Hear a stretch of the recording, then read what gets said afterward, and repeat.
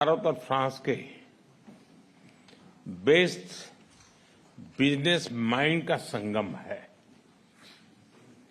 अभी प्रस्तुत की गई सीईओ फोरम की रिपोर्ट का स्वागत है।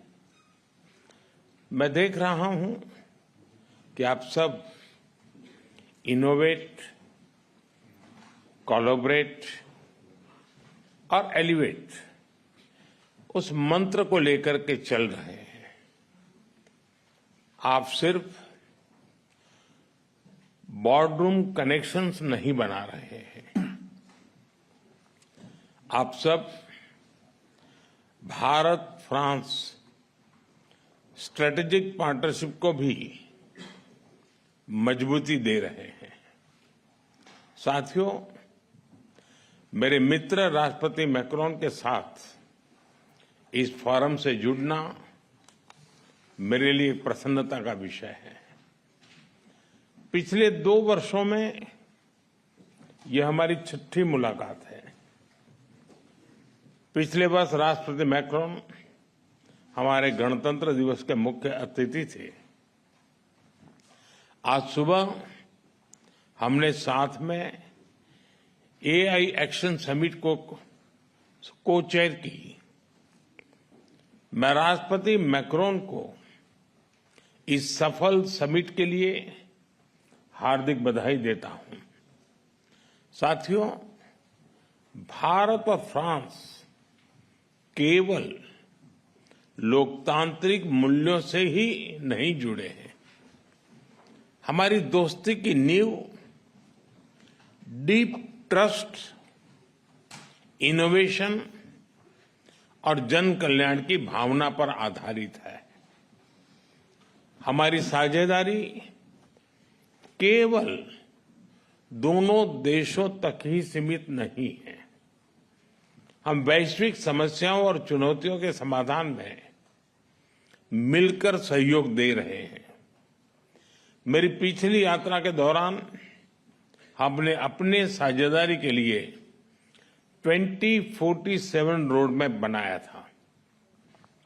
उस पर चलते हुए हम हर क्षेत्र में सहयोग को व्यापक तरीके से आगे बढ़ा रहे हैं। साथियों, आप में से अधिकतर कंपनियां भारत में पहले से मौजूद है। Aerospace, ports, defence, electronics, dairy, chemicals और कंज्यूमर गुड्स जैसे अलग अलग क्षेत्रों में आप सब हैं और काफी एक्टिव है। कई सीईओ से मुझे भारत में भी मिलने का अवसर मिला है। भारत में बीते 1 दशक में जो बदलाव आए हैं उससे आप भली भांति परिचित हैं। हमने एक स्टेबल पॉलिटी और प्रिडिक्टेबल पॉलिसी, ये इकोसिस्टम स्थापित किया है। रिफॉर्म, परफॉर्म, ट्रांसफॉर्म के पथ पर चलते हुए आज भारत विश्व की 5वीं सबसे बड़ी इकोनॉमी है। विश्व की सबसे तेजी से ग्रो करने वाली मेजर इकोनॉमी है। जल्द ही दुनिया की 3री बड़ी इकोनॉमी बनने जा रहे हैं।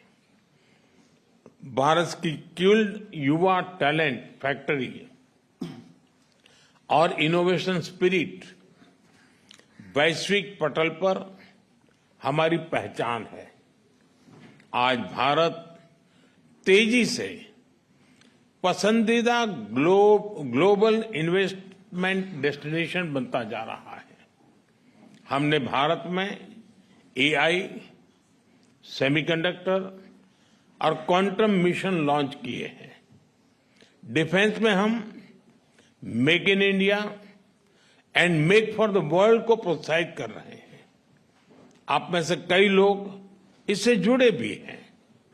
स्पेस टेक्नोलॉजी में हम नई ऊंचाइयां छू रहे हैं। इस सेक्टर को एफडीआई के लिए खोल दिया गया है। हम भारत को तेजी से एक ग्लोबल बायोटेक पावर हाउस बना रहे हैं। इंफ्रास्ट्रक्चर विकास हमारे लिए प्राथमिकता का विषय है और इस पर हम सालाना $114 बिलियन से अधिक का पब्लिक एक्सपेंडिचर कर रहे हैं। हमने मैसिव स्केल पर रेलवे ट्रैक बिछाए हैं। टेक्नोलॉजी का इस्तेमाल कर रेलवे को मॉडर्नाइज और अपग्रेड कर रहे हैं। 2030 तक 500 गीगावाट के रिन्यूएबल एनर्जी के लक्ष्य की ओर हम तेजी से अग्रसर हैं। इसके लिए हमने सोलर सेल मैन्युफैक्चरिंग को बढ़ावा दिया है।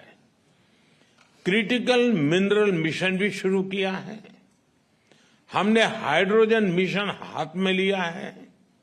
इसके लिए इलेक्ट्रोलाइजर मैन्युफैक्चरिंग को बल दिया गया है। 2047 तक हम 100 गीगावाट न्यूक्लियर पावर का लक्ष्य लेकर चल रहे हैं। मुझे बताते हुए खुशी हो रही है कि इस क्षेत्र को प्राइवेट सेक्टर के लिए खोला जा रहा है। हम एसएमआर और एएमआर टेक्नोलॉजी पर फोकस कर रहे हैं। साथियों, आज भारत डाइवर्सिफिकेशन और डी रिस्किंग का सबसे बड़ा केंद्र बनता जा रहा है। कुछ दिन पहले हमारे बजट में न्यू जनरेशन रिफॉर्म्स अंकित किए गए हैं। ईज ऑफ डूइंग बिजनेस के लिए नए कदम उठाए हैं। पिछले कुछ वर्षों में हमने 40,000 से अधिक कंप्लायंसेस को रेशनलाइज किया है। ट्रस्ट बेस्ड इकोनॉमिक गवर्नेंस को आगे बढ़ाने के लिए एक high level committee for regulatory reforms गठित की है। कस्टम रेट स्ट्रक्चर को रेशनलाइज किया है। अंतर्राष्ट्रीय व्यापार को आसान करने के लिए डिजिटल पब्लिक इंफ्रास्ट्रक्चर की मदद से भारत ट्रेड नेट की शुरुआत की जा रही है। ईज ऑफ लिविंग की दिशा में नया सिंप्लीफाइड इनकम टैक्स कोड हम ले आ रहे हैं। नेशनल मैन्युफैक्चरिंग मिशन की घोषणा की है और नए सेक्टर्स जैसे कि इंश्योरेंस सेक्टर को 100% एफडीआई के लिए खोल दिया गया है। इन सब इनिशिएटिव्स को आप जरूर ध्यान से स्टडी करें। मैं आप सबको कहता हूं कि भारत में आने का यही समय है, सही समय है। भारत की प्रगति में सभी की प्रगति जुड़ी है। इसका एक उदाहरण एविएशन क्षेत्र में देखा गया।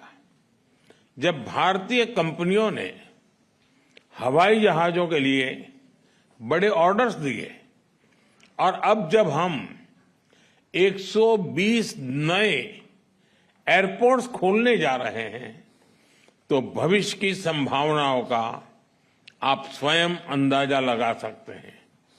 साथियों, भारत के 1.4 बिलियन लोगों ने 2047 तक विकसित भारत का संकल्प लिया है।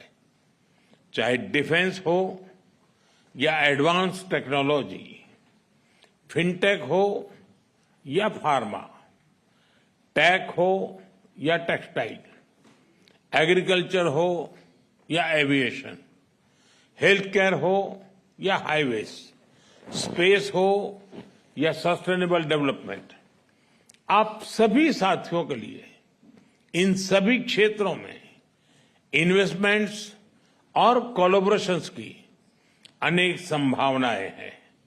मैं आप सभी को भारत की विकास यात्रा से जुड़ने के लिए आमंत्रित करता हूं।